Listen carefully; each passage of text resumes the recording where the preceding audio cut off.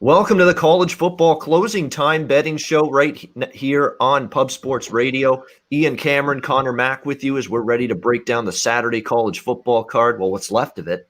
We've had a bunch of cancellations this week. 15 games canceled this week, of course, due to COVID-19 complications. But we do still have plenty of games left. The SEC is the conference that really took a hit in terms of games canceled and off the board, but still a pretty good card and lots of pretty good games to break down on the card. So let's get to it. We'll start with the early ones, as we always do, the noon Eastern kickoff times, which get underway next hour. Vanderbilt, Kentucky, one of the SEC games left standing. We'll talk about this one first. Kentucky, 17 to 17.5 point home favorites, 42 the total in this one. Look, Kentucky's offense has been a problem for them throughout the season. I'm very disappointed, actually, with what I've seen from Mark Stoops' team offensively. They brought back Terry Wilson. They had a pretty good ground game last year. But this team, too many times this year, have turned the ball over, have settled for field goals, just haven't had that offensive efficiency you would like to see here. This Kentucky team just struggling the last two games. Of course, Georgia shutting them down. Just a really, really tough time. They've scored only 13 points in their last two games combined. Vanderbilt, on the other hand, against Mississippi State last week, they did deserve a better fate. They had doubled Mississippi State in yardage in the game, but unfortunately lost the game by 7 because they couldn't hold on to the football. 5 turnovers by Vanderbilt last week. They consistently stubbed their toe in the red zone last week, but there were positive signs. They moved the ball. The quarterback, Seals, finally had his best game of the season for Vanderbilt. And I'm telling you right now, Vanderbilt's not a team I've even considered betting in any week so far. This is the week I did bet Vanderbilt here at plus 17. I'm going to dare a really stodgy, middling Kentucky offense to score enough to win by this kind of margin. And I'm not sure they can. So give me Vandy here plus the points. Conor, any thoughts here, Vandy and Kentucky? I'm with you. If Vandy cannot turn the ball over, I mean, how can someone lay that with Kentucky? And like you said, I haven't looked at Vanderbilt or really Kentucky for that matter all year. But at 18, I got 18 points the other day. Vandy's the way to go here for sure. I like it.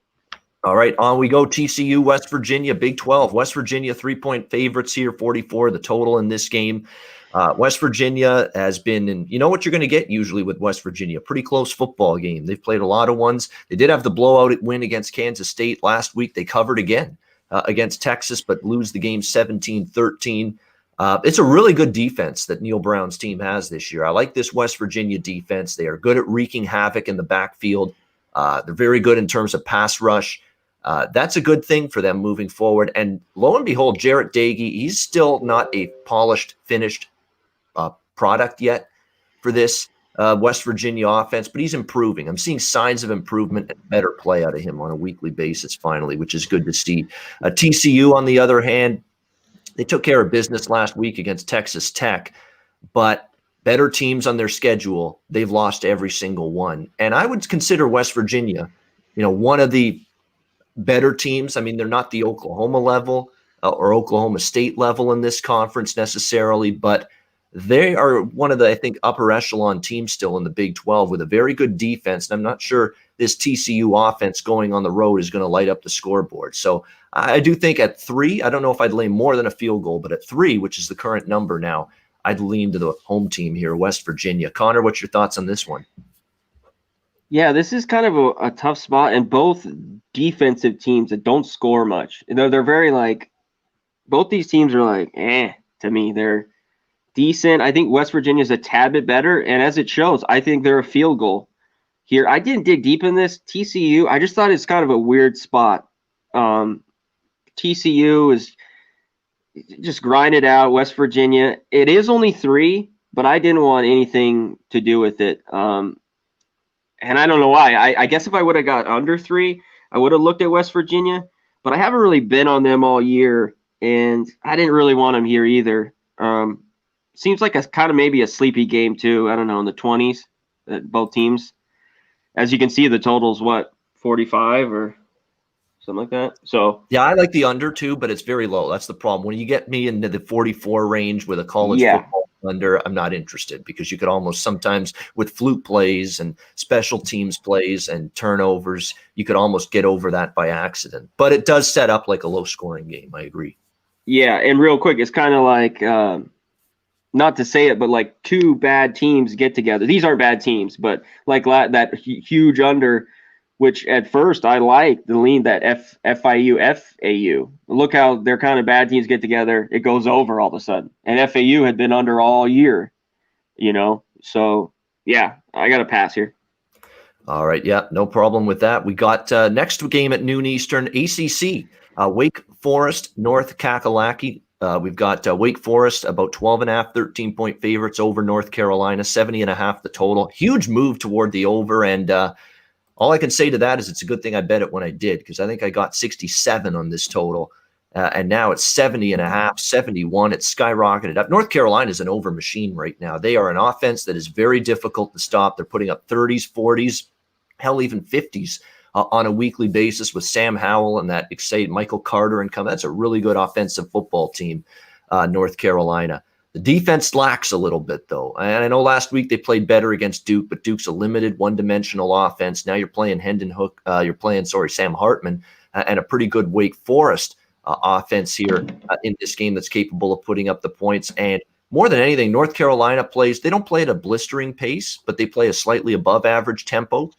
Wake Forest plays with extreme tempo. They snap the ball extremely quickly, so you should get some brisk pace on both sides with these two offenses. So I would look over the total. And people betting Wake, it looks like, because they've taken some money. I don't like laying double digits with a defense I don't necessarily trust, and I still don't necessarily trust the North Carolina defense. So I think from a side perspective, I'd lean to Wake, but I like the over more than anything here. Conor, Wake and UNC, what do you like? I like your leaning on the over as well. But I like the points with Wake Forest. I've kind of been a Wake Forest backer this year. And I don't know, maybe I've been hating on North Carolina. I was totally off with Duke, but I've been right. I still don't know. Maybe they're get rolling. The offense is good, like I said. They had a lot of like sloppy games, drop passes, stuff like that. They were just horrible turnovers. They look good against Duke, but I like this Wake Forest team, and I thought I could get 2 touchdowns. I didn't. I got it at 13 earlier in the week, and it's dropping. So if you like them, it's like 11.5 right now at mybookie.ag. And if anyone needs a book, go there. MyBookieAG, 50% deposit, debit or credit. They give you 50%, and they'll give you $1,000 back on 100% deposit if you do Bitcoin. So go get a book if you need it. It's a great book. MyBookie.ag, promo code PubSports, baby. There you go. Sign up. Use the promo code. It is worth it for sure. And again, the more books you have, the more accounts you have, better it is for you, because you want to be able to shop around especially for props and for futures bets, to be able to get the best price you can. You're only going to get that with as many books that you're signed up with as possible. So definitely something worth taking advantage of. Next up, we stay in the ACC here with Miami and Virginia Tech. Virginia Tech 1.5 to 2-point favorites here, 68.5 the total in this game. The Miami Hurricanes, with a wild game last Friday night against NC State. Back and forth it went, but they survived and hung on for the victory. Here's another defense that I'm a little bit leery of. Miami, they've had some decent defensive games, but some teams have been able to go up and down the field against them. Louisville had success. Clemson ripped them apart. NC State with Bailey Hockman last week at quarterback. Miami couldn't stop them. That could be trouble here. I like the Hokies offense with Hendon Hooker and company. They can throw it, they can run it, they're balanced. The one concern with Virginia Tech here, though, is focus, and can they pick themselves up off the mat? Because the Liberty loss last week was one for the ages. It was a gut wrencher if you were on the Hokies there, and it's just now the losses have mounted. They've had a few losses now. You worry that are they still the mindset there to focus and get the job done against Miami? I would think so. It's a home game against the Miami Hurricanes. That should get this team motivated here for this one. More than anything, though, the side, just like the last game we talked about, I'm not much of an opinion here with the side. I'd probably lean Miami, but it's not strong. The over is the way I'm looking here. 68, you're going to get two good offenses.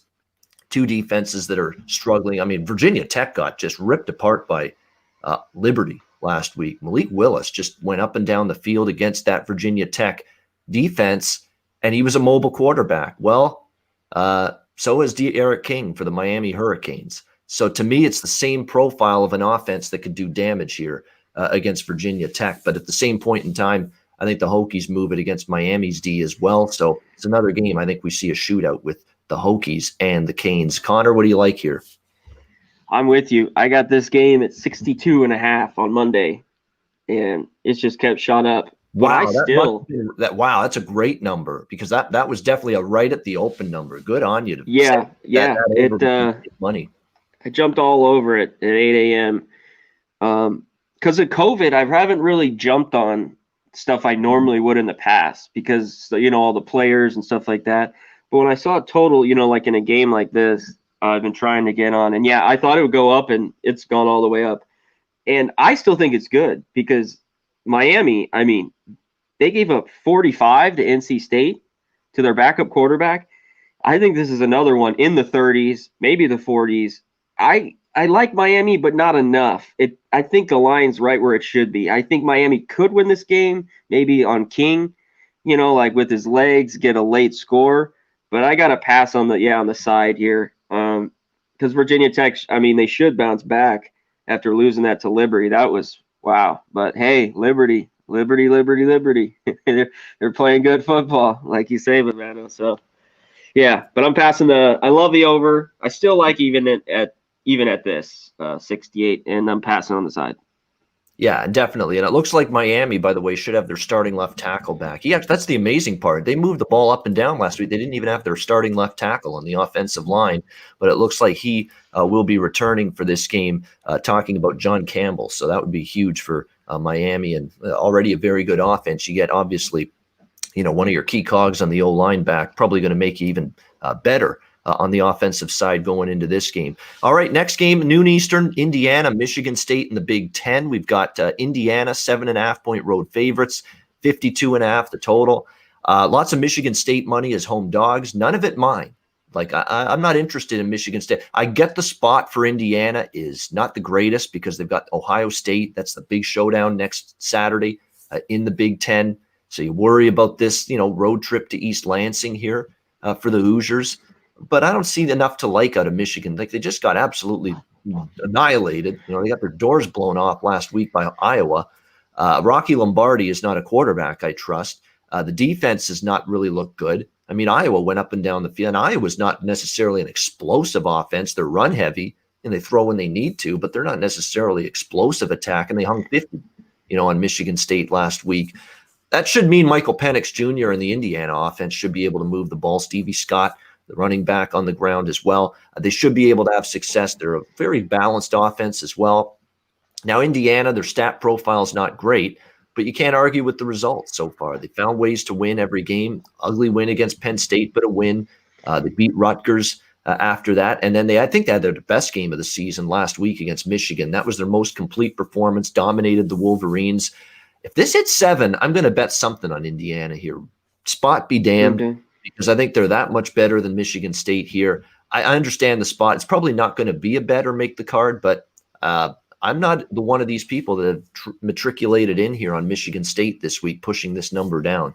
I just don't think that highly of this team just yet. So for me, it's a pass right now with just a small lean to Indiana. Actually, I do think the total's a bit low in this game, 51.5, because Michigan State's defense is shaky. Their offense at times has been able to get going. And I think Indiana is going to get some offense going here against this Michigan State defense. It just seems like and Michigan State's actually playing a little faster on offense this season, not a lot, but a little bit.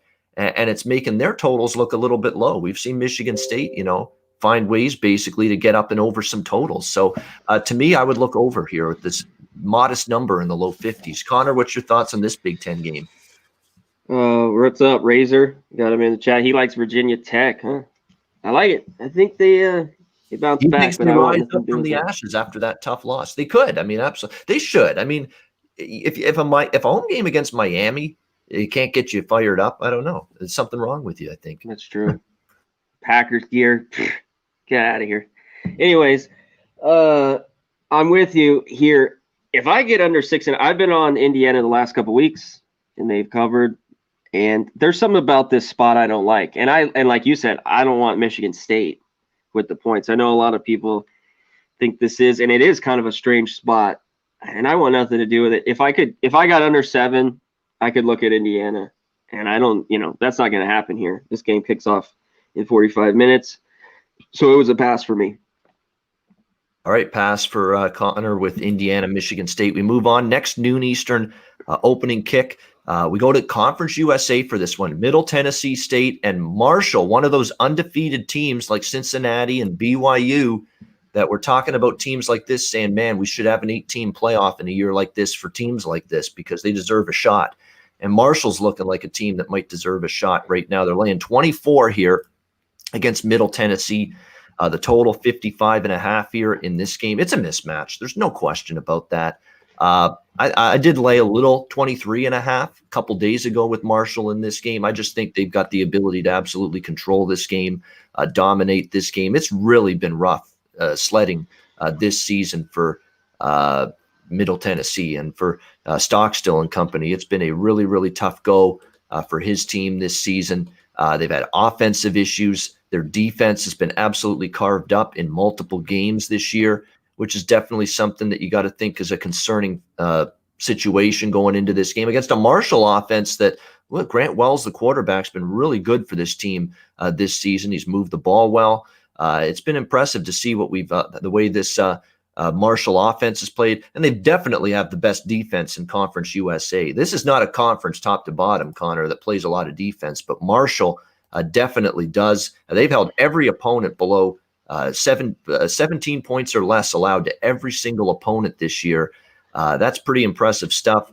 Like I said, down season for Middle Tennessee. It's been tough go for them, 2-5 entering this game. They are coming off a extended period of time. Remember, they played Rice way back on October 24th, and they haven't played since then because of COVID-19 issues. So you got to figure that can't be necessarily good for rhythm and continuity. You're not getting a bargain here with Marshall, but I did lay it with Marshall for a small play. Conor, how about anything for you here? Blue Raiders and Thundering Herd. I think Marshall can kind of name the score, but like we said, they were laying a huge number with UMass. Didn't cover. They won by 41.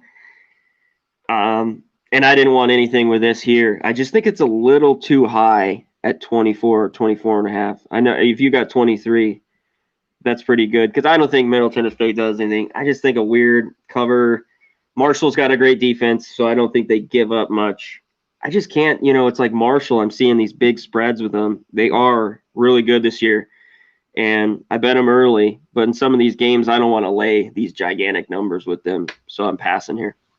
All right, passing on this one with Middle Tennessee and Marshall. All right, next up at noon Eastern as we move on down the card and the early games. Thanks for watching, by the way, and tuning in here to the Pub Sports Radio College Football Closing Time Show. Ian Cameron and Conor Mack. We've got Army and Tulane. Tulane 3-point favorites here, 46 the total. A couple of years ago, this would have been triple option versus triple option because Tulane ran the triple option a few years ago. Now they don't, but interesting matchup here with Army and Tulane. Army taking money. They're getting healthier this week, including at the quarterback position. I think that's what a lot of people see here in this game. And Tulane, I think a couple weeks ago, I would have been on Army here in this game. But now a couple weeks have gone by, and I'm seeing Tulane starting to play a lot better football. The way they played last week against East Carolina, dominated them. So I think it's a situation for me where I understand the Army money, but I'm a little bit reluctant to now go against Tulane because they played some better. And this Michael Pratt kid, the freshman at quarterback for Tulane, played really well.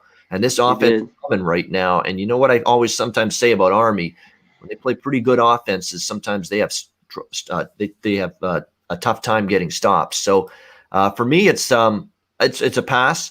At 3, I would lean slightly to Tulane. 47 the total. Look, you're going to bleed the clock type of offense from Army. Obviously, that's what you always get. It's pretty low. I lean over, but I just don't think we're going to get great pace on the Army side, and that always concerns me here. So it's a pass overall. Conor, Army, Tulane, did you get involved here? I didn't, but I know a lot of people, like Army here, but like you said, I think Tulane's played a bit better in the last few weeks. I looked at it hard. I don't like either team. So when I see kind of two bad teams, okay teams sometimes, it was kind of like TCU, West Virginia, and with the spread, I'd want to get more points either way. And this was a quick one that I had to pass. Great. Nothing wrong with that. On we go. Penn State, Nebraska, Big Ten. Someone's got to win this game. Loser should get out of the conference. That's basically that's what should be on the line here in this game. We've got Penn State down to 2.5 in most places now. Total 57.5 across the board here. Nebraska's taking money, and I don't love Nebraska by any stretch, but this to me is purely a favorite city on Penn State, because I cashed with Maryland last week plus the points. How about a 25-point underdog winning wire to wire and blowing out Penn State? That's exactly what we saw last week. And I said last week on the show, Penn State's mindset is not one I'm betting on right now. 0-2, season's hopes dashed, can't be a playoff team, can't even win the Big Ten anymore. And they looked like a team last week that knew, hey, our season's gone to shit already. And they just were lethargic, lifeless against Maryland last week. Bad defense, bad tackling, mistakes, turnovers, penalties. It's all the signs of an unfocused, we don't give a shit effort from Penn State. I'm not laying points with them on the road this week. And after that, are you kidding me? No way. I can't trust them at all. So what got me to trust Nebraska a little bit? Because they're 0-2. They haven't won games. They haven't been good as home underdogs.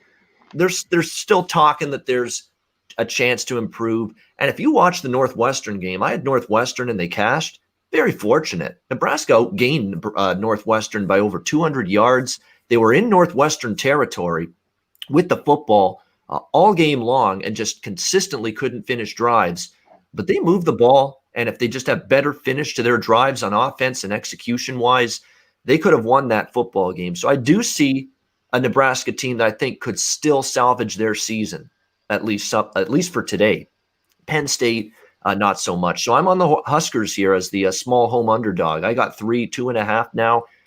Obviously, I think they win the game, so you can still bet them. I would still recommend it at 2.5 here. I just have a little bit more faith, especially considering Scott Frost may finally be switching quarterbacks. There is talk that Luke McCaffrey is going to be his starting quarterback instead of Taylor Martinez. And to be honest, that's not a move that I disagree with, because we've seen Martinez enough to know that there's just been not a whole lot of progression in him as a quarterback over the years.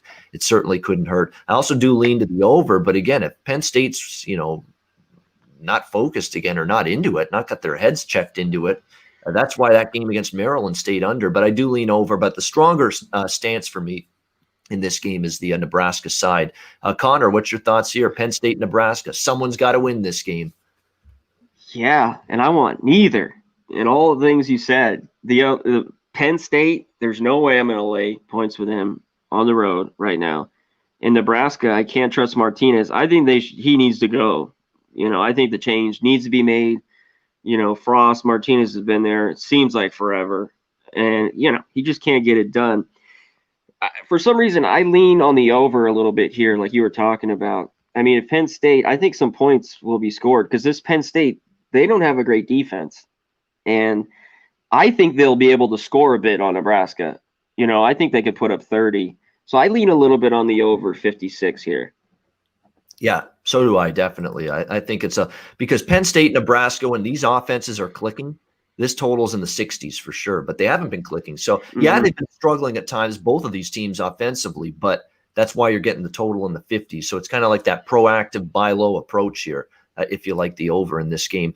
There's one more game at noon. It's off the board. Like it's an FBS game, but I wanted to mention it because you got Liberty after that huge win against Virginia Tech playing Western Carolina, and they're laying 37 in this game.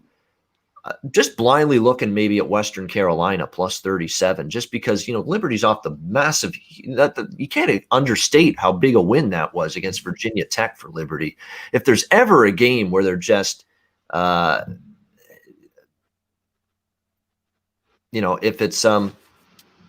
there's ever a game where you're just not going to completely have it, or just go through the motions. It's this. So for that reason and that reason only, I'm kind of interested in Western Carolina. I'm just going to throw that out there, but it's a lean anyway to that Western Carolina side, just given the spot. Yeah, I looked at it. I didn't play. Yeah, I love Liberty. Laying 37, this was a right away.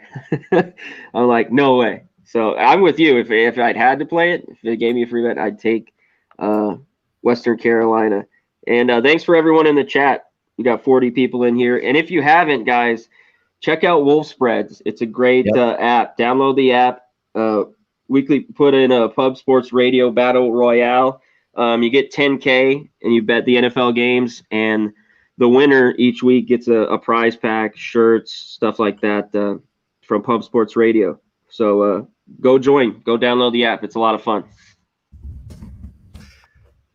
Yeah, definitely. And yeah, Adrian Martinez. Thank you very much, Taylor Martinez. I know there's get him mixed up sometimes, but yeah, Adrian Martinez. Yeah. Quarterback. Yeah, I've seen enough of him. It's time to give someone else a chance here. Hopefully Luke McCaffrey. Taylor, Adrian, shit. Yeah. Get him out.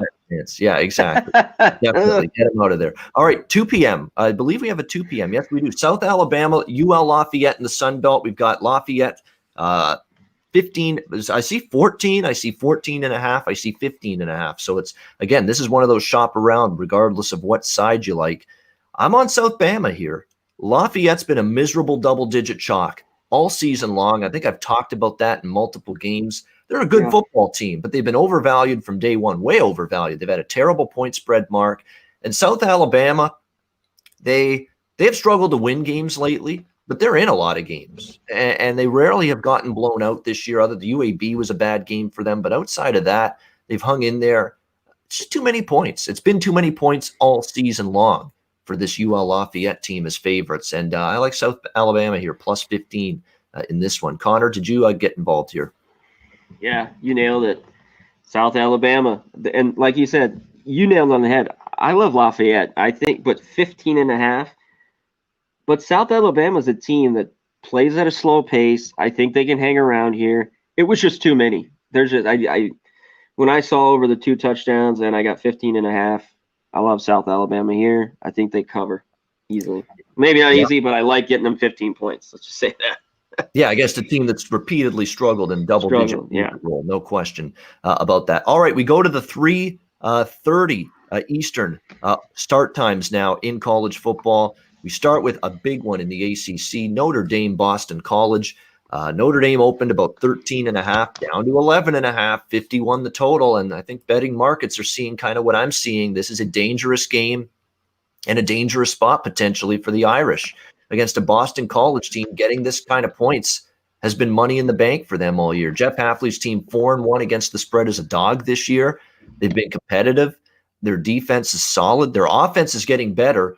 They can't run the football a lot. They've struggled to run it, but Notre Dame's good stopping the run.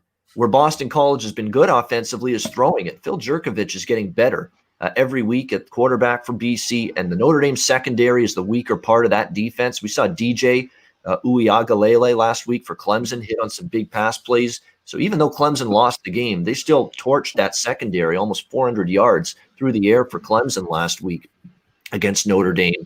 I think that's going to be trouble here against Phil Jurkovich, who's a Notre Dame transfer. I got to throw that in there. So, he's going to be excited to maybe play and potentially knock off his former team. I'm not sure about knocking them off, but I'm absolutely liking this Boston College side here in this game, getting double digits. They've been great in the underdog role. We know this is a tricky spot. And Brian Kelly, you look back year after year at Notre Dame, big game, whether they win or lose it. The next game is usually either they win it by the skin of their teeth or they lose it. They just do enough to get by.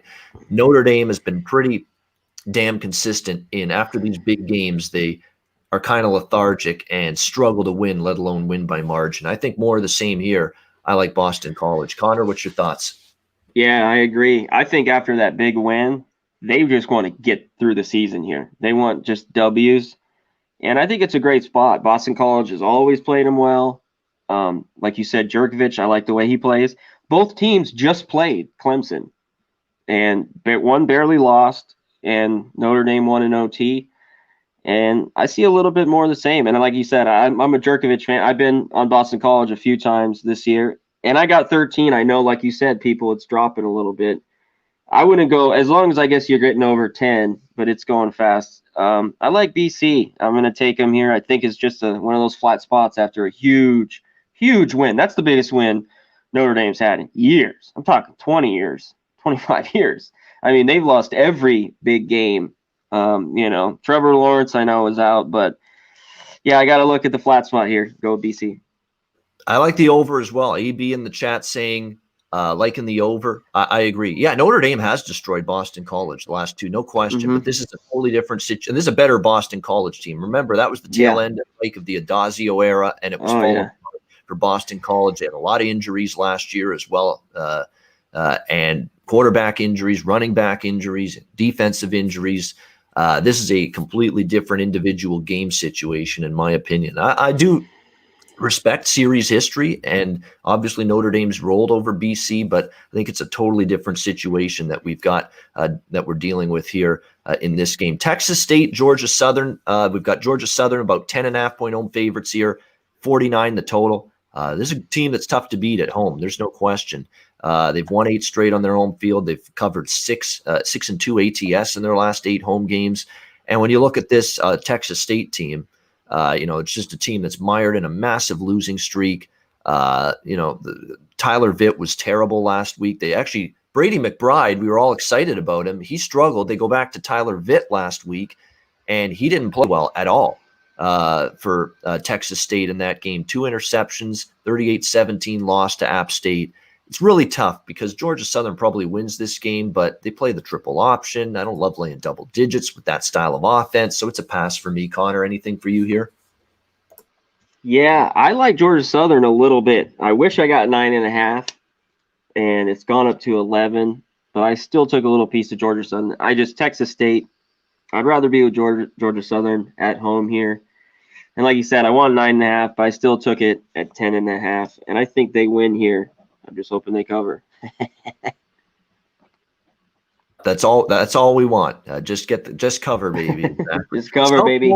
Yep. South Florida, Houston. We've got Houston 14.5 home favorites, 58 the total.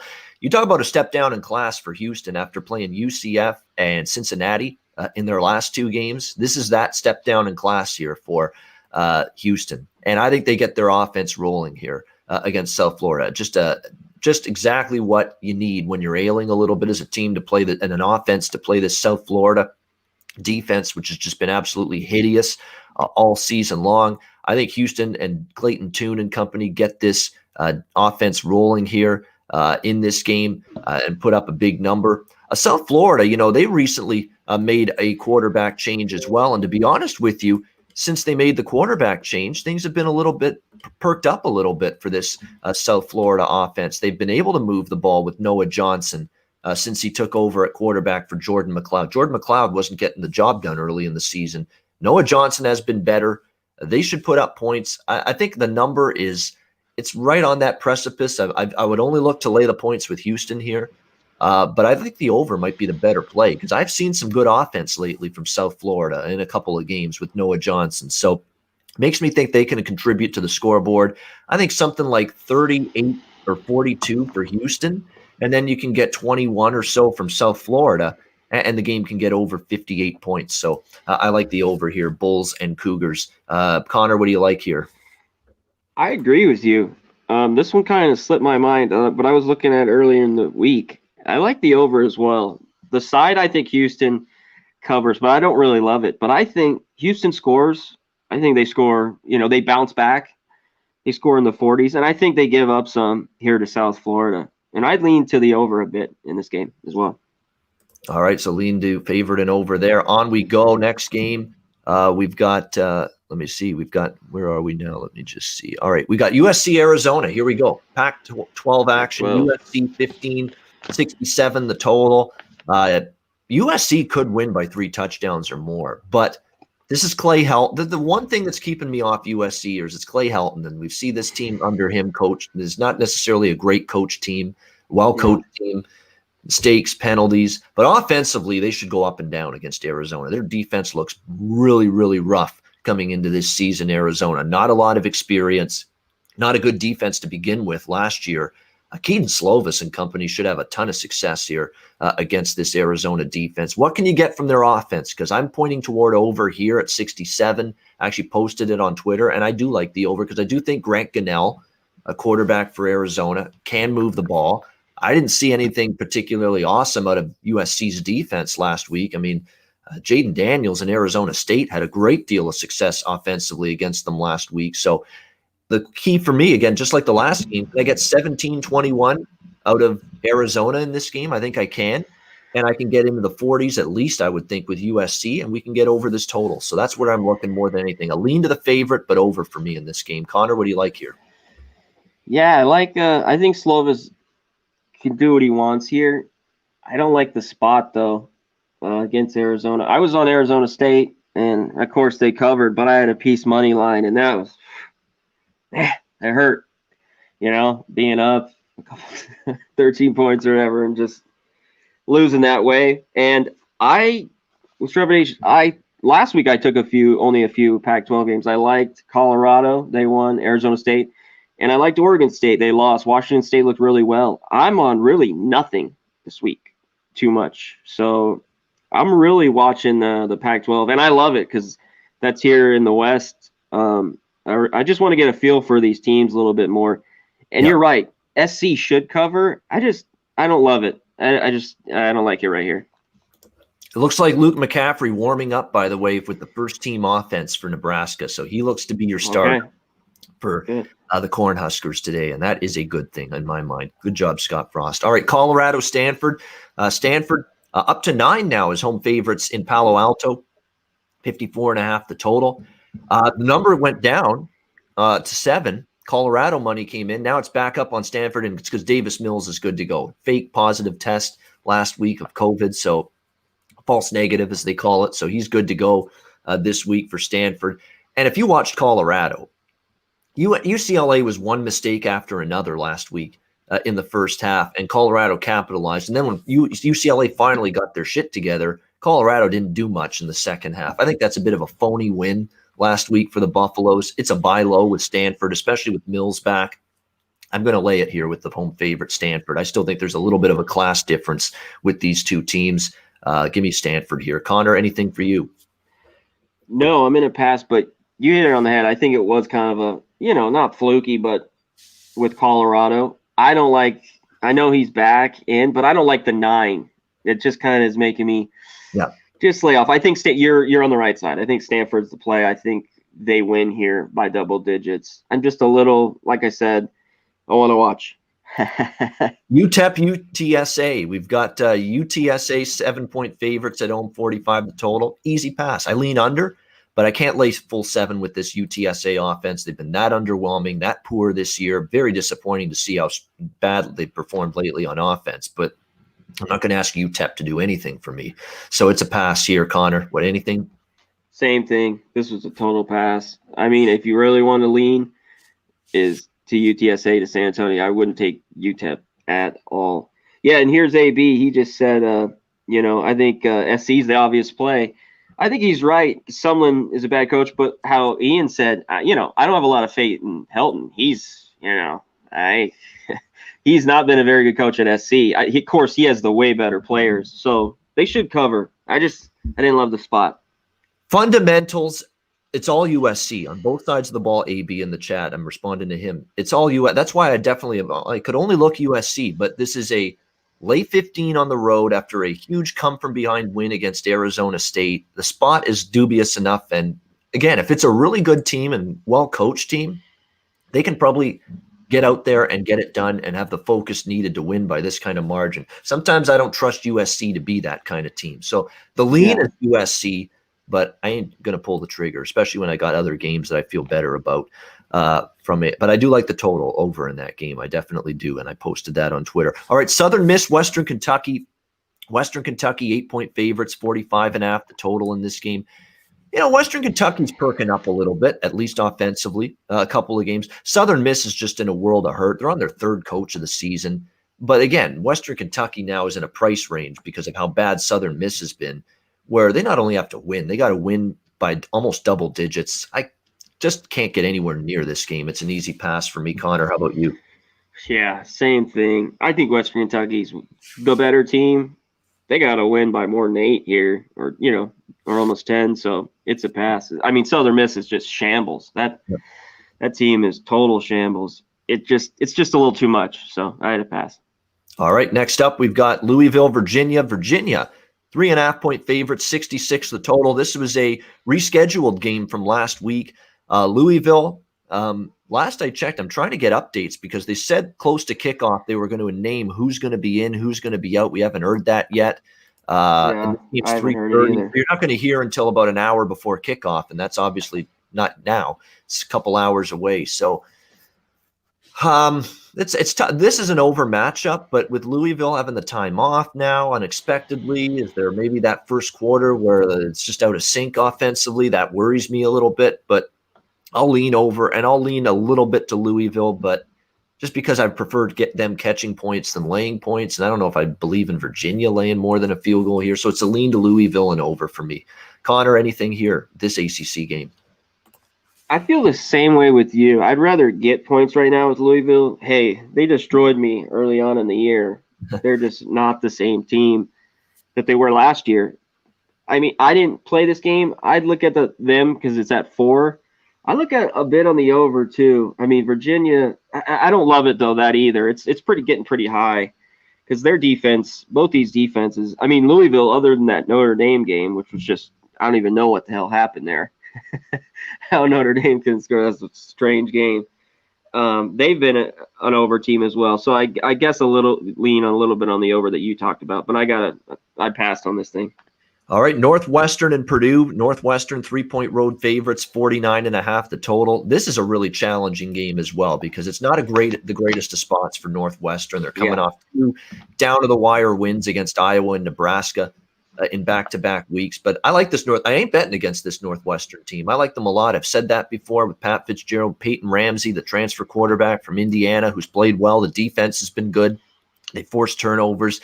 They've bent, but they haven't broke. Their red zone defense has been outstanding all season. And for Purdue, you just wonder, what exactly are you going to get from this team? They've had COVID-19 issues. They've had games taken off the board.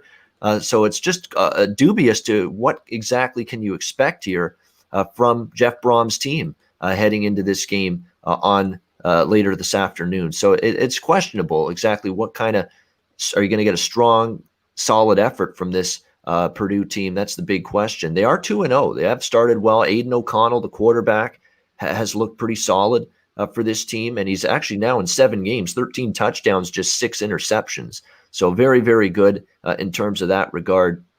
And by the way, Pat Fitzgerald, 18-2 against the spread in Big Ten road games since the middle of 2015. That's pretty good. This guy's gotten it done on the road. A lot of them have been as underdogs, not necessarily as favorites, but I ain't going against Northwestern. They've been good to me. So it's a lean to Northwestern, but there's a lot of moving parts, so I'm going to pass. I'm going to take my Northwestern winnings from the last couple of weeks, keep them, just lean in their direction today. Conor, anything for you here? You nailed it. I think the same thing. It's just a lean with Northwestern because it's a tricky spot. Purdue at home, I think it's solid, but I like Ramsey, like you were saying. I like what Northwestern has been doing. It's a short price and it's under 3. It's just one of these strange games. The Boilermakers, they're good as well. So it's a tough spot. Northwestern's played well, so now they're a little bit of the favorite, and it is under 3, but tricky game. I mean, we could see one of these 24-21. I don't know, one of these type games, I think. Here with Northwestern and Purdue, but I passed on it. All right, next up, we go to the Mountain West, Nevada, New Mexico. Nevada, red hot Wolfpack, 17-point road favorite, 61 the total in this game. I mean, going against Nevada at all right now. That is a good football team. They have been outstanding in their first 3 games. Now they've faced some weak competition. I mean, they beat Wyoming. That was the one good team they played, but they routed UNLV and Utah State. They got Utah State head coach Gary Anderson fired, Nevada. That was the game that sent him packing last week, that Nevada win. I like Carson Strong, man. This guy's become a really good quarterback for the Nevada Wolfpack. He's played great for them. That offense is humming. I don't see New Mexico slowing it down. And I leaned to Nevada here, but what's keeping me off the favorite and getting me toward the over in this game instead is that I've seen this New Mexico offense play pretty well the last couple of weeks with Tuivasa, the quarterback there for New Mexico. He's played quite well. He looks a lot better than he did last year. This guy was sketchy as can be last year for this New Mexico team, but he looks like he's spent the offseason improving quite a bit. We'll see how he goes here in this game.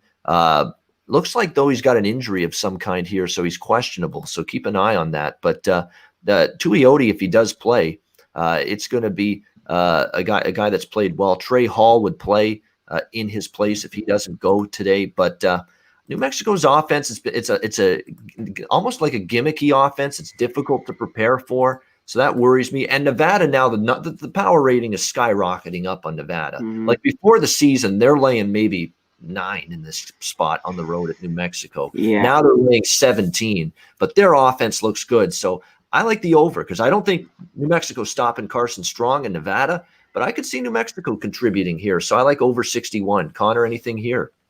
Yeah, I've looked at this game like so much, and I haven't pulled the trigger on it. It's 3:30. Like just what you said right away, I'm like, I think this is too many. I've seen New Mexico, especially at 17.5. Sometimes it's dropping a little bit. I've seen a 17 to 16.5. I think Nevada wins, and of course, this is at Sam Boyd, right or no? Yes, you are. Yes, you are correct. Yeah. It is. This is at Sam Boyd. Yep. It's in Vegas. Man, that's a dump. So, I mean, nobody will be there.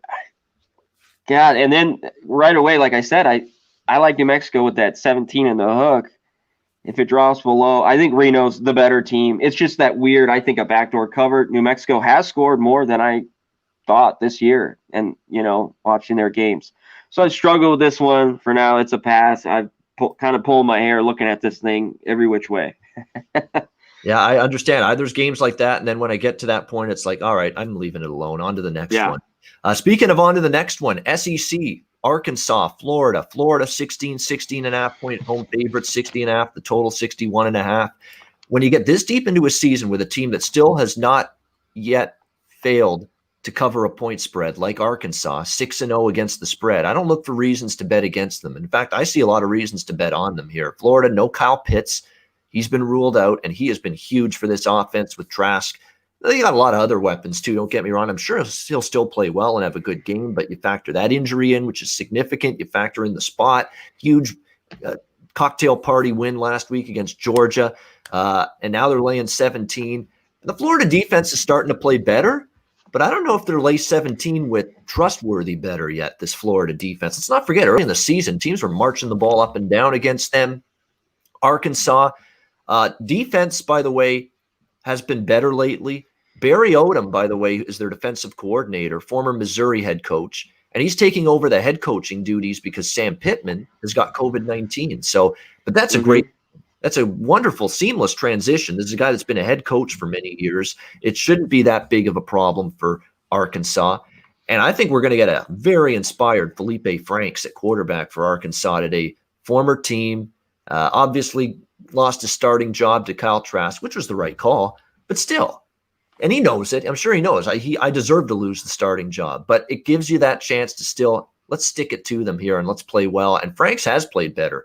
He's only had 1 interception his last 5 games, so he's taking care of the ball. The offense has really picked up in recent games. They went up and down the field in the second half last week against Tennessee in that victory. I think it's a lot of points here in a very scary, tricky, little dubious spot for Florida. I think Arkansas goes to 7-0 ATS and gets inside this number. What do you think, Conor?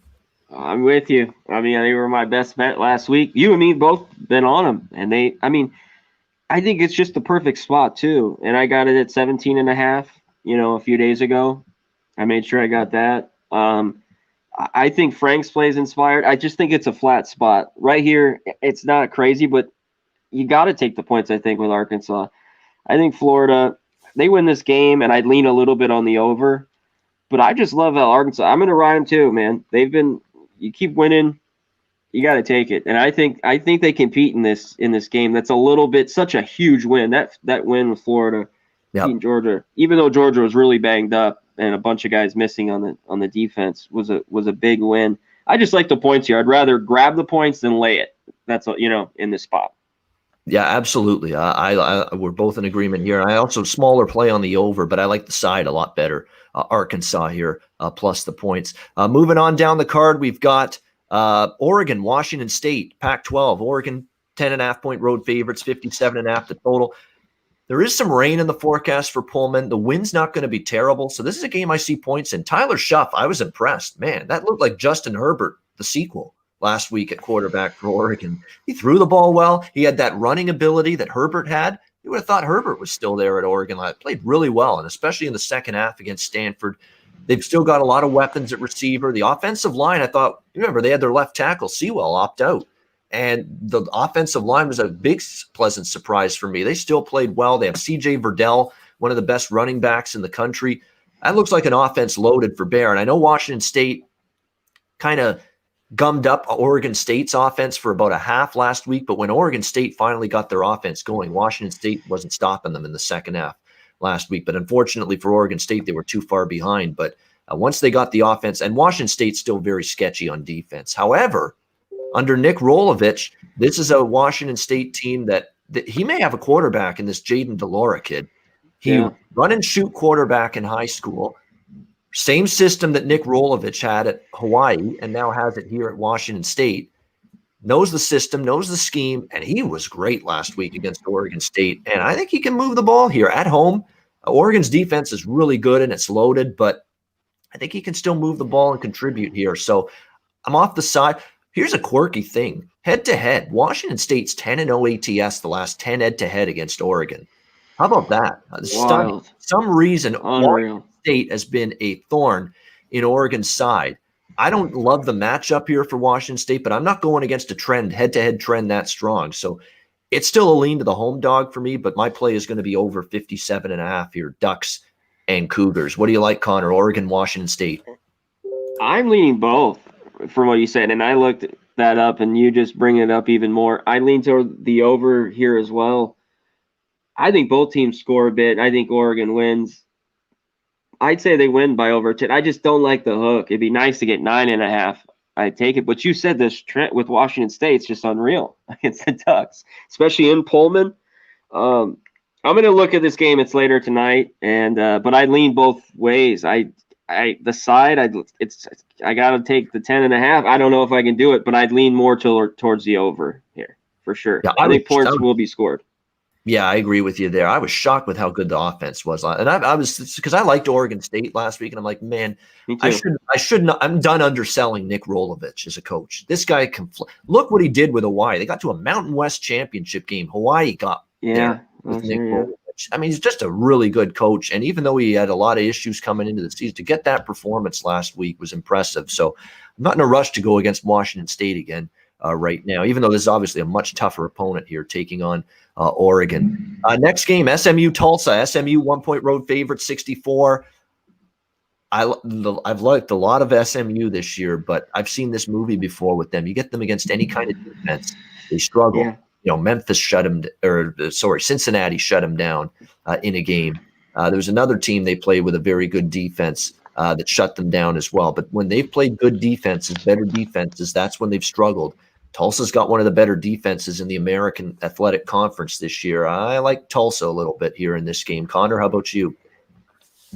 Yeah, you nailed it. I think I want the team with the defense and at home.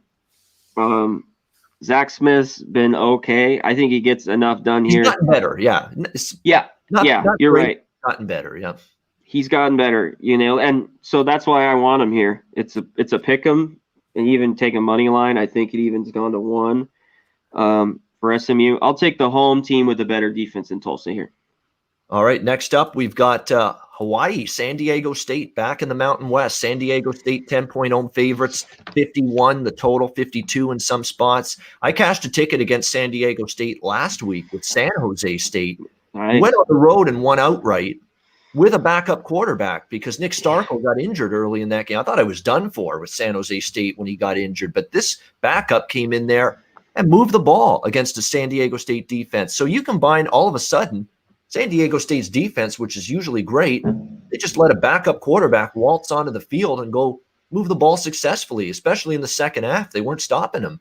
Now you got Hawaii with Chevin Cordero, and the San Diego State offense is still not an offense. Like, you look back at long-term numbers for San Diego State as home favorites, it's not good. I believe they're on a 9-19 run as home favorites, ATS. Ouch. That's not good. I like Hawaii here. I really do, plus the points. We already saw Hawaii win outright as road dogs at Fresno in their first game. This is not Fresno. This is a better team, but San Diego State laying 10. That's been a long-term bad point spread range for this Aztecs team. I think Hawaii makes a game of it. Conor, what do you like here? Yeah, I think it's too many. I think San Diego State plays better, though, today. But, yeah, I can't lay that there. I took the under 53. It's down to 52, 51, 51 and a half. I still think it's okay. I think the under is the play here, as long as it was over 50, like I said. And I got it at 53. San Diego State and unders. I've been on them all year. And they gave it up last week, which was weird. I think they play better, but I think Hawaii's got a shot. I think it's a close game here. I'm hoping the under's good because I'm on it. Yeah, you have San Diego State off the home losses, against San Jose State. So you worry that they're focused, but even if they are, I don't know if they're good enough to win by more than 10. So I'm still on the Hawaii side. Yep. Yeah. All right, on we go. Florida State, NC State, ACC. We've got NC State 10.5-point home favorites here, 60 the total. There's nothing to like about Florida State. You read everything about Florida State right now. Oh, man. Players are opting out for COVID reasons left and right. Injuries are mounting. We don't even know if Jordan Travis, the quarterback, is going to play today. And if he doesn't, they're going with a true freshman, Chubba Party. That's trouble. The defense is just been hideous the last couple weeks. They get blown out, lose by 32 to Louisville, 24 to Pittsburgh in the last two games. You got players now that are bailing. I think it's not just opting out because of COVID. I think they're just using that as this is a sinking ship. Get me the hell off it. I think that's kind of what the sentiment is right now with Florida State at this point in time. I laid it with NC State, and I didn't even think twice, and I didn't even get a good number. I laid 10, and it opened 7.5, and I'm like, once the information became clear on this Florida State disaster right now, and remember, they've lost by 24 plus each of the last two games. They might not even have Jordan Travis. And Bailey Hockman and NC State, I have the confidence now in their offense after what I saw against Miami last week. They move the ball very well. I know their defense is still a little bit shaky, NC State, but against this Florida State team, this should be a spot where they hold them down, especially if Travis doesn't play. They're losing bodies left and right. Season 6 falling apart, 2-5, back-to-back blowout losses. I think NC State comes in here and rolls. I think they get 2 touchdown victory or more here. Conor, what do you like? You nailed it. And I wish I would have jumped on it before 10, but I didn't care. I got a 10.5. I think everything that you just mentioned, Florida State's in shambles. They can't stop anybody. And I liked NC State play last week against Miami. I think I'd lean a little bit on the over here. I don't know if I'm going to play it. I haven't. I definitely took NC State minus 10.5. But I might look at the over because I think Florida State can score a little bit. I hope so. We don't even know with everything going around who's going to be playing and what's going on. But I lean to that a bit, and that's later on. So I might take that. But, yeah, I've already bet the NC State minus 10.5. I'm on it.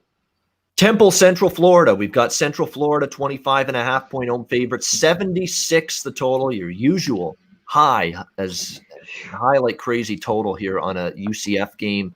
The spot is obviously a concern for UCF. This is the one because they got the huge now with Cincinnati. And how good's that game going to be next Saturday? UCF and Cincinnati should be, as you talk about, a dynamic, dominant defense taking on a dynamic, dominant offense. What a matchup that should be next week with those two teams. So you worry about that for UCF, but Temple's a mash unit. They're in that Florida State type of category where they've just got a ton of injuries. They've had quarterback issues the last few weeks. Anthony Russo's been out. We don't know if he's going to play yet or not. I think he is going to return for Temple, but I don't know if that's going to be enough here for this Owls team. It's not the greatest spot, but I think their defense is pathetic, Temple, and that's the worry. Even if UCF sleepwalk, and they still might be able to sleepwalk to 40 points against this defense today. That's the concern. So it's a lean to UCF, but the spot is going to keep that a little bit of a smaller stance for me. Conor, what are your thoughts here? Yeah. Do you have status? Is Russo in? He was. I heard he Last practiced. I heard he was on track to play. Okay, me too. Confirmed, but I think he's going to be playing today. Let me see if I can find out the absolute latest here. I've got all the injury screens open. Yeah, Perfect. Go ahead. That's what kind of kept me off this right away. I think it was UCF. Especially he's out, I think they can cover this. But it's that weird spot, like you said, looking ahead to Cincinnati. But I think if Russo's in, they'll give it up for sure. Temple's going to give up points all day. Central Florida, probably the quickest up-tempo team in the country. But I think if Russo plays, that's their only shot to score a little bit here because UCS defense isn't great. So that's why I had this circle because I wanted to talk to you about it. Because right away, I thought, UCF laying that would be it. But everything with Russo in, and I could see a backdoor cover, bunch of points, weird 48, 31. I don't know, something where they cover that, something weird. So I'm laying off it. And I'm going to look in. It's a 4:30 start. I'll see if Russo's in. So I'm going to wait on it. Yeah, and the thing with the total is I remember taking UCF Houston over, and it was like in the 80s, and it was way under. So that's the one thing that I'm thinking in the back of my mind here with this 7. I will not bet a UCF game under, but I don't know if I'm rushing to bet it. Yeah, to 76. Me too. Especially not knowing if Temple's going to be able to contribute enough to get that over the total. Big Ten and a big one. The ABC national TV game tonight, Wisconsin, Michigan. We've got Wisconsin up to 6.5-point road favorites in the Big House. We're looking at maybe pretty soon Michigan being a touchdown home underdog in the Big House. When's the last time you've seen that? The total 51.5 to 52 in this game. I do like the over a little bit. Looks like Graham Mertz is back. Now they've only played one game, but man, we did a hell of a game for Graham Mertz and the Wisconsin offense against Illinois. I mean, they were just outstanding. And then this guy looks like he's got an arm. After years of Jack Cohen and Alex Hornibrook and all of these Hammenegger, mediocre, miniature arm quarterbacks, they look like a guy that can finally chuck the football. They have a guy that can finally chuck the football here in Graham Mertz. It looks like he's going to be good to go.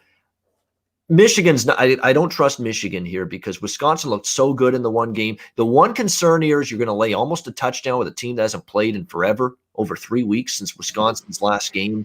Is there some rust factor involved? But I don't know if I trust Michigan at all. They beat – all of a sudden the Minnesota win looks like hot garbage because Minnesota's been hot garbage. And then they lost to Michigan State and they lost to Indiana and didn't play well in either game. So truly, how good is Michigan? Their only win has been against a disappointing, very poor Minnesota team this year. That's it.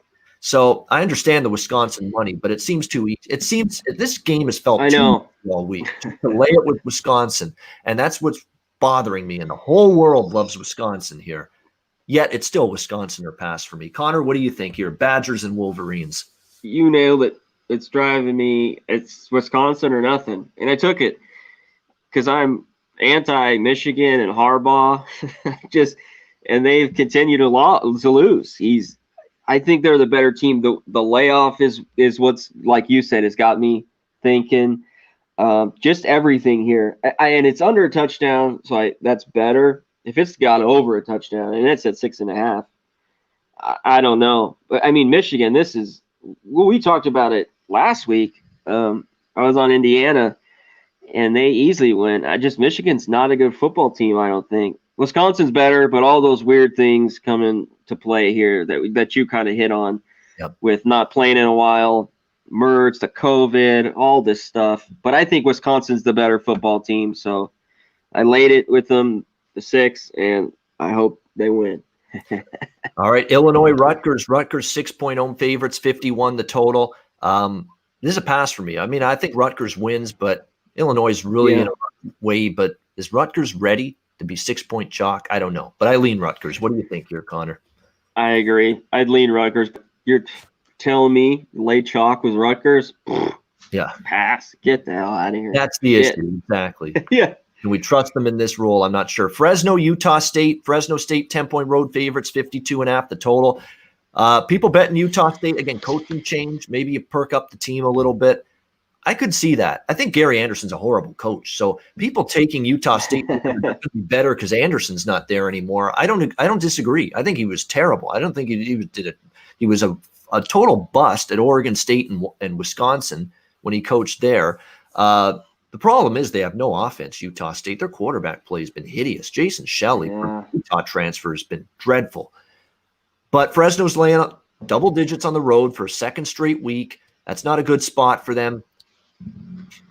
Maybe pizza money on Utah State for me. Let's go with that. But I don't want Fresno. It would still be Utah. But they've been so bad, but I think they were so poorly coached. And maybe because he's gone now, Anderson, they can have at least one game where they have an uptick in performance. Conor, what do you think? Fresno, Utah State. I'd go with Fresno. I think you're right with the coach. This is a pass for me, but if it would go under 10, I go with Fresno. But how can you lay 10 with Fresno? Utah State, I think their defense is their lone thing. I think they can play defense pretty well. That offense is horrible. Mm-hmm. This is just a spot. No way I want to lay it. And it's dropped a bit, but I still, even at 9 or 9.5, if it dips, I don't want Fresno either. I got to pass. All right, yeah, nothing wrong with that. Tough game, but small lean with the coaching changes, I said, to Fresno. Georgia State, App State up to 18, 63.5. They're the class of the conference. Georgia State doesn't play defense consistently, and that's always trouble because App State's the one team in this conference that can play defense, and it's a lean to the favorite. But again, you're barely getting by with App State barely covered last week, and that's the thing. Yeah. You're sweating right till the end with App State here, so it's a pass for me here. It's a pass for me as well. They should win, but I don't want to sweat it out laying 18 or 17.5 here. It's a pass. All right, we're down to our last three games. South Carolina, Ole Miss. Ole Miss 13.5 point favorite, 70.5 the total. A small play for me on the over at 70.5. I think Ole Miss will do whatever they want against South Carolina's defense. They got carved up last week. The problem is the offense has disappeared. I don't know what's wrong here. Colin Hill's an experienced quarterback. He's got his OC from Colorado State when he was there, Mike Bobo. And to see this offense just not do anything last week against A&M was stunning. But this is, again, one of the weaker, worse defenses that they've played this season. Ole Miss isn't a great defensive team, so I'm thinking they could get something going. But the number's high, and I'm not sure what we're going to get from South Carolina, so it's only a small play, smallest of plays for me on the over here. Conor, what's your thoughts? Yeah, right away I was like, I like South Carolina in these points. But what has happened, like you said, with Hill, and it's just, wow, they got whipped last week. The only thing is, I think they'll score against Ole Miss. This defense is just horrible. But can Ole Miss win by 2 touchdowns? I could see it. But I lean, if I had to take it, I'd take the 12 points with South Carolina, hoping they could maybe get something going. But it's hard to do that after last week. I mean, that was just horrible. Because that's occupied. That's at home against A&M. That's supposed to be a spot where you show something and you bring it. They didn't bring it. And they did not bring it. And Will Muschamp, hot seat getting hotter for him for sure.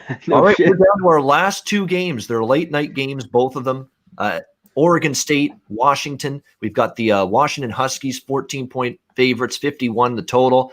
Yeah, I got involved in Oregon State last week in late night, Saturday night action in the Pac-12 and got paid the price for it as they got beaten by Washington State. They got their offense going with Tristan Gabia, the new quarterback, in the second half, but it took a while for Oregon State. Washington's a bet against to me. Like I'm tempted to come back here with Oregon State plus 14 because Washington's got a new head coach, Jimmy Lake, new quarterback, a defense that for the first time in years, look, Washington's relied on their defense for years. It's been very good, but they've got a lot of changes and a lot of moving parts now on that side of the football coming into this season with a new head coach, although he did coach under Chris Peterson, so it's not the toughest transition by any stretch, but it's a lot of points to be laying with a Washington team I have questions about. So small play for me probably will be on Oregon State, but it's only going to be small because I didn't like necessarily what I saw to the Beavers last week. But again, Washington to me was a fade coming in, and they're going to stay that way for me. Conor, how about you? Interesting game, Beavers Huskies. It is, and I was with you. I went with Oregon State last week, and they got it going. I think they were more of the team in the second half. That offense is just first game, get out the gate. I'm going to wait on this, but I think the value would be with Oregon State now that it's over 2 touchdowns with Washington. Like you said, Peterson's gone, but it's in-house. they're still the better team. So this is a tough one. I'm thinking about. I'm going to wait on it, but I think that if I had to play it, I'd take the points if it's over 2 touchdowns with Oregon State. Yeah, definitely. And lean over. I'd lean over a little bit. Yeah, rain potentially in the forecast, and maybe even a little wind as well, which is why that total's really been bet down. Yeah. But, we'll have to wait and see. Maybe if the forecast clears up, but again, check the hourly forecasts. Make sure you do that, because that's the forecasts that are more accurate with when the game. Do the hourly ones that are right before, because if you just look it up, 12 hours before, it never is the same. No, exactly. And the daily forecast, they don't tell you anything, because the period of time when it might rain or be windy may not be the time the game's being played. So definitely hourly forecast if you're going to handicap weather in NFL and college football this weekend. UNLV, San Jose State, 15.5, 16-point home favorites, 59 the total. Looks, Brent Brennan, what a great coaching job here at San Jose State. What a performance last week on the road against San Diego State, losing Nick Starkel early in the game. No harm, no foul. You end up turning to the backup quarterback, Nick Nash, who was absolutely outstanding. Dual threat, ran the ball well, threw it pretty well. So the question now is, he's questionable Nick Starkel to return. Nick Nash would start again for San Jose State if Starkel can't go. But now they're in a totally different stratosphere in terms of point spread. I mean, 16 as a favorite now, San Jose State. Are they ready to be laying this kind of number? I'm not sure. I mean, I had my San Jose State winner last week. This is a team I'd rather bet in pick-em price ranges, underdog, not lay this many points. But UNLV, we know, has been rough, no question, so far this season. They have had a really tough go, especially defensively. They've been absolutely ripped apart. Max Gillum, some good, some bad in every game.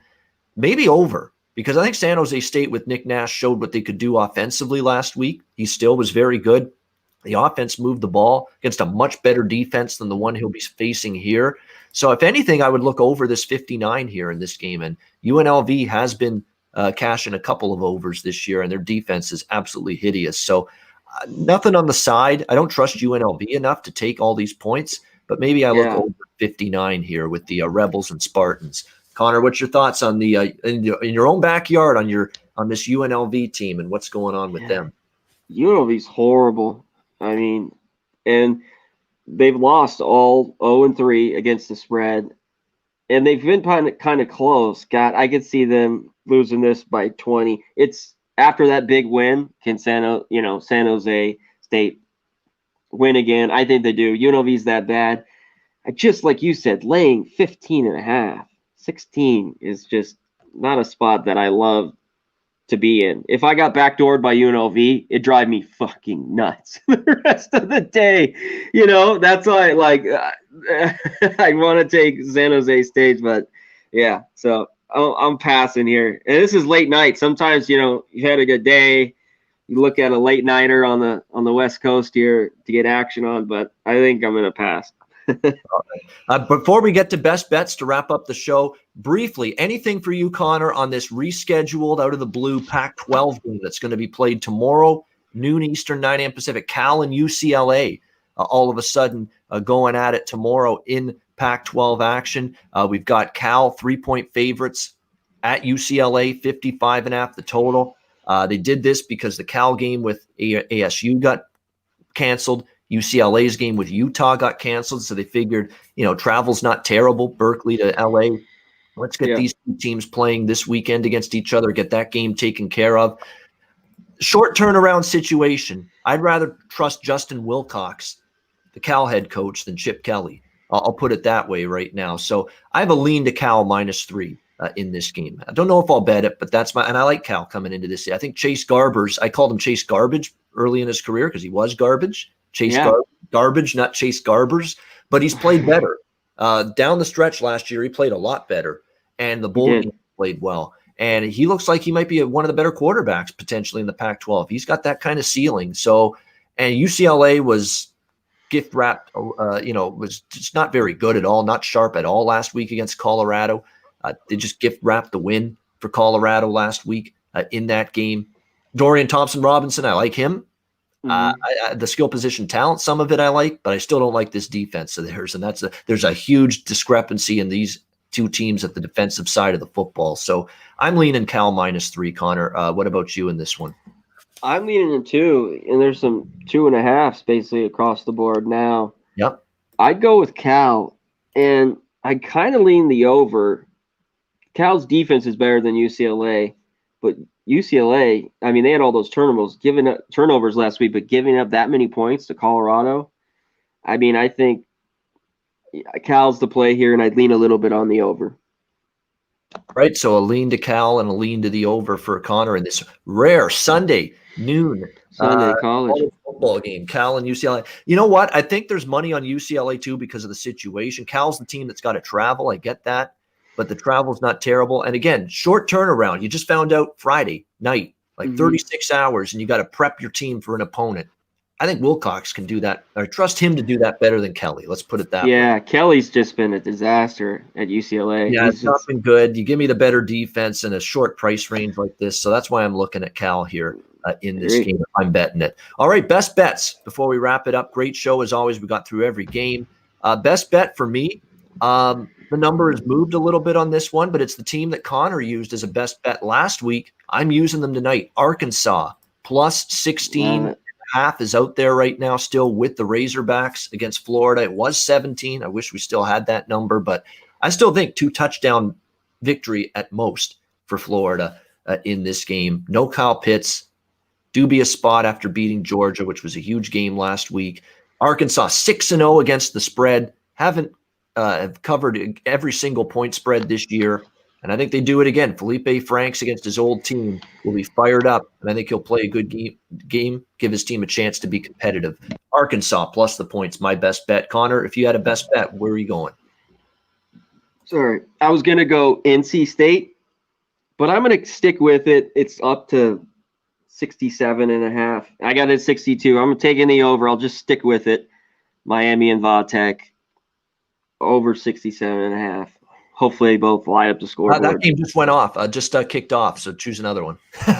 Yeah, it just started. Give me NC State. Give me NC State. Yeah, and I agree with that. I got it 10.5. I wish I got it at 9. That would be better, but I still think they win. So, yeah. Oh, okay. Yeah, and I on my card, NC State. Like, if you read the Florida State reports this week, I don't think you could find a single at all. And again, you're talking about a team that's been blown out by 24 to Pitt. Or 24 to Pitt, 32 to Louisville.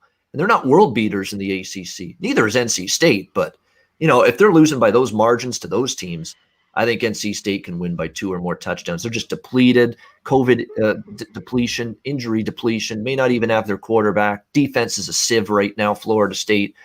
And even Mike Norvell sounds beaten down and exasperated in his press conference. Like, he knows this thing's Look, this is just one of those years. Like Florida State was frustrated with Taggart and some of the other coaches they've had since Jimbo Fisher. Hang in there with Mike Norvell, all right? He is a good coach. He's a good coach. I know we're in a tough run here to start this season, but hang in there with him. He will get it going, I think, for this program. They are recruiting well. I think they're going to recruit well again this year. He's a good recruiter. Hang in there and keep the faith when it comes to Mike Norvell. Any last words, Connor, before we wrap it up? No. Head to Wolf Spreads, the app. Download it. It's a super fun game. You get like $200K, kind of, fake money, and you get to bet a bunch of guys. Just download the app, Wolf Spreads, and then put Pub Sports Radio Battle Royale. And at the end of the week, you're a winner. You win a bunch of prizes, shirts, stuff like that. Super fun to do with your friends. Kind of like a fantasy football type thing. It's super fun and have a good time. And everyone in the chat, Jacksonville Zoe, my guy, AV, Billy Briz, Mike Campbell, everyone that came out, Razor, Colorado Bowl. Let's have a Saturday. Let's go.